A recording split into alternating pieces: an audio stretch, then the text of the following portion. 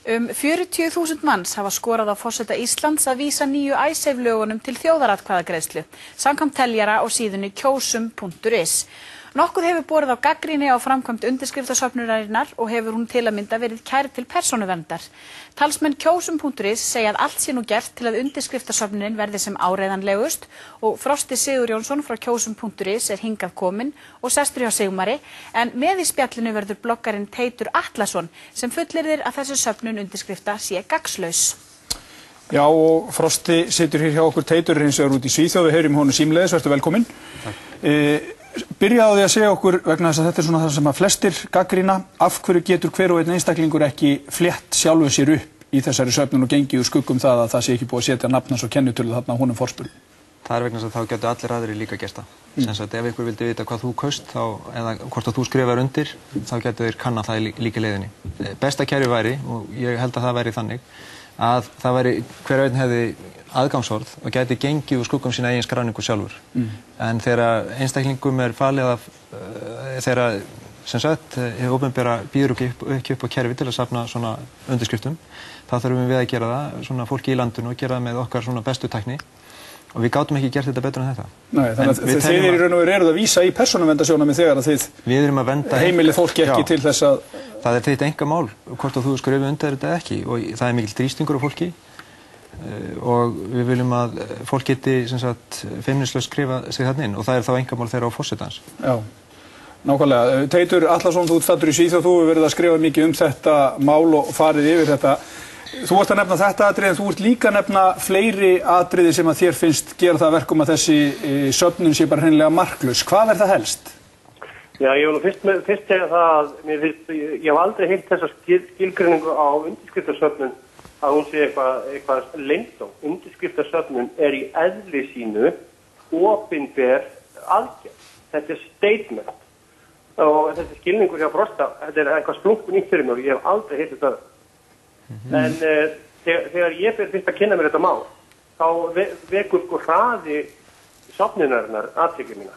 Það fyrst og fremst að safna sinn 10.000 manns á sólarhring og það er meiri hraði heldur en til dæmis í Icesave þegar Indefense var með sína söfnun í gangi sem var til fyrirmyndar að mínu mati og ég fyrir að þetta garfi þetta og ég sé bara, mér finnst þetta bara einkennast af sleifarlegt og ég veit að Frosti, hann er framkvæmdastjóri hjá tölvufyrirtæki, einhverju frábæru internet tölvufyrirtæki og ég veit að hann veit líka að gildi fagmennskunar í svona öllu sem við kemur verðmál.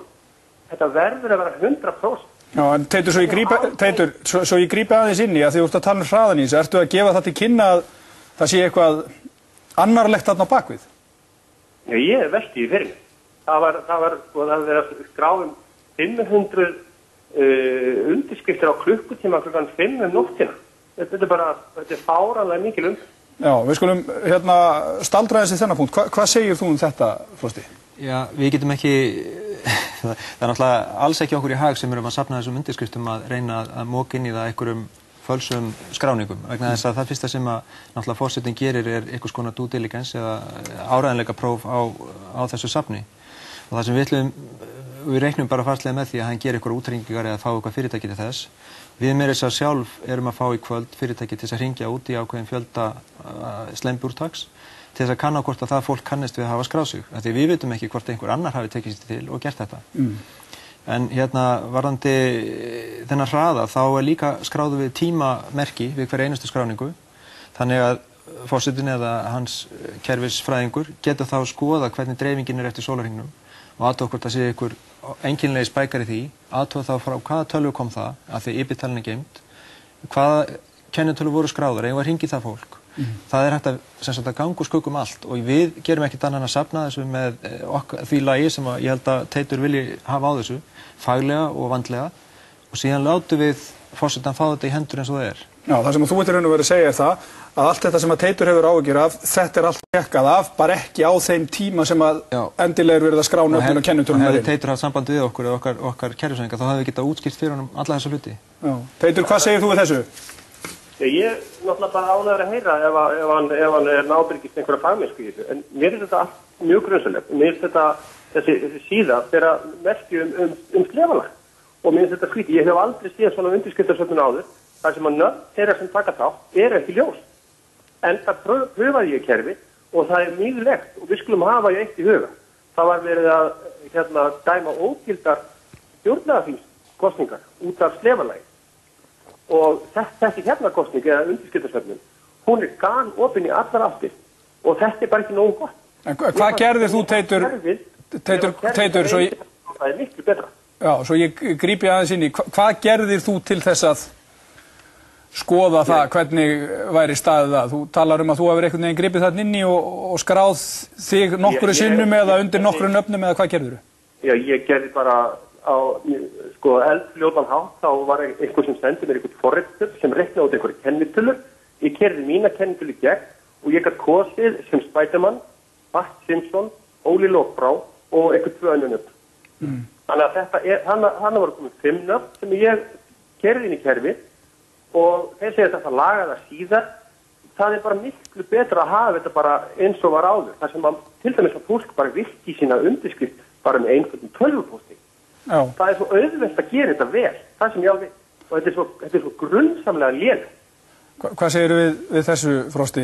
Spiderman, Batman, alls konar svona nöfn, ég meina við þekkjum þetta svo sem úr mörgum undirskriftum. Ég held að þessi ábending með tölvupóstin, ég held að það sé alveg góð ábending á Teiti. Það hefði verið hugsanlega til bóta að safna líka tölvupósti og fara í þetta staðfestingaferli sem gert til dæmis þegar menn skráð sig á nýja vefsíður eitthvað slíkt. Ég getur vel trú að það hefði verið góð hugmynd. Það hefði stýrt þetta. Það var ekki hönnunar forsenda að, sko, við vorum ekki að reyna að loka það að fólk myndi skrá inn Bart Simpson undir gildum kennitölum, af því að við ætlum að keyra þetta saman þjóðskrá síðar og athuga þá fyrstulega hvort að kennitölan gild og athuga hvort að nafnið rétta nafnið við kennitöluna og við fengum sem sagt utanaðkomandi aðila til að gera þessa könnun.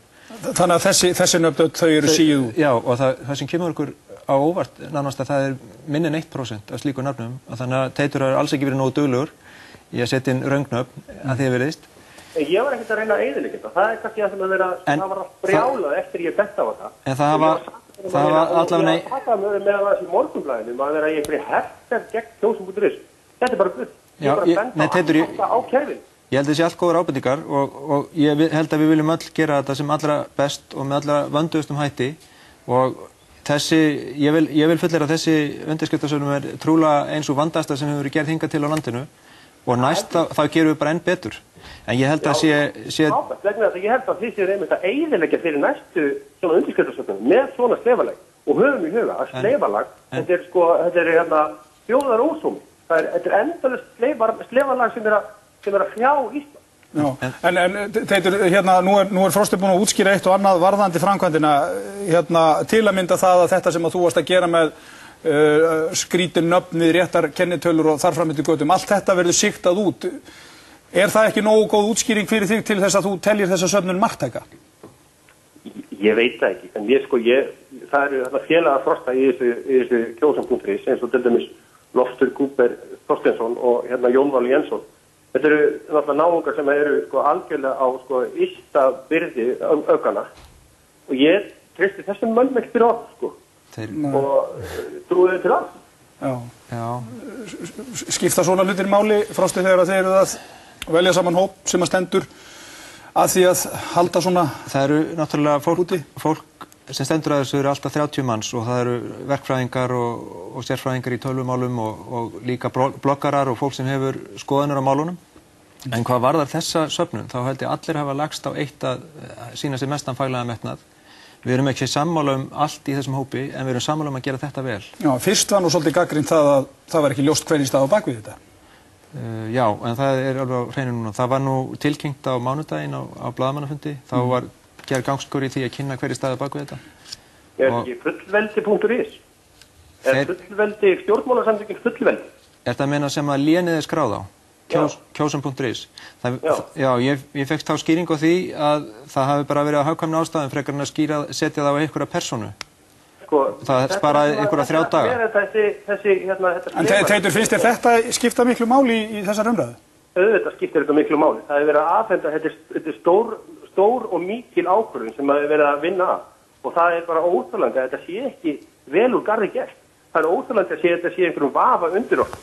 Og það er óþolandi fyrir fólk að geta ekki séð hvort að kennitala þeirra hafi verið notuð í annarlegum tilgangi. En Teitur, má ég segja þér frá einu að fólk gat sent á vefstjóra@kjósum.is gat að sent fyrirspurnum hvort það hafi verið ranglega skráð og við fengum töluvert af slíkum póstum. Teitur, leiðu honum Frost að klára? Já, við tókum við slíkum póstum og þeir verða allir, það var brugðist við þeim öllum og þeir verða allir látnir fylgja gögnunum til forsetans. Ég hef séð svona póst og það var hann var fyrstulega var hann að svara með dónaskap og öðrulega þá var vefstjórinn, hann vildi ekki gefa upp nafni sín. Þetta traustveikjandi? Já, takk fyrir þetta, Teitur. Er það eitthvað leyndamál hver vefstjórinn? Nei, Axel Kolbeinsson. Já, þá liggur það fyrir núna. Takk fyrir að taka þátt í þessu, Teitur. Örstutt í lokin á þig. Hvað gerist á morgun? Þið hitti forsetann, farið með þetta til hans. Áttu vona á því að hann vísi þessu til þjóðarinnar? Ég vona það, en hann forsetinn, hann tekur sína ákvörðun og væntanlega þurfa hann að meta það. Þarna verða kona til hans allan að 37.000 vel athugaðar undirskriftir. Svo hefur verið að safnast í dag og ég hvet fólk til að halda fram að... Hann fær það líka? Við munum afhenda allt það sem við getum verið konum í hendur, þá ekki sem innbundið eins og hitt og kannað heldur sem auka efni. Og það efni mun halda fram að safnast þangað til hann tekur sína ákvörðun. Og auk þess að 30 þingmenn lýst því yfir að þeir myndu vilja setja í þjóðaratkvæði. 62% í þjóðaratkvæðagreiðslu, ég frekar bjartsýnn á að hann finnist ástæða til þess. Við skulum sjá hvernig þetta fer. Teitur Atlason og Frosti, takk kærlega fyrir að taka þátt í þessari umræðu. Takk.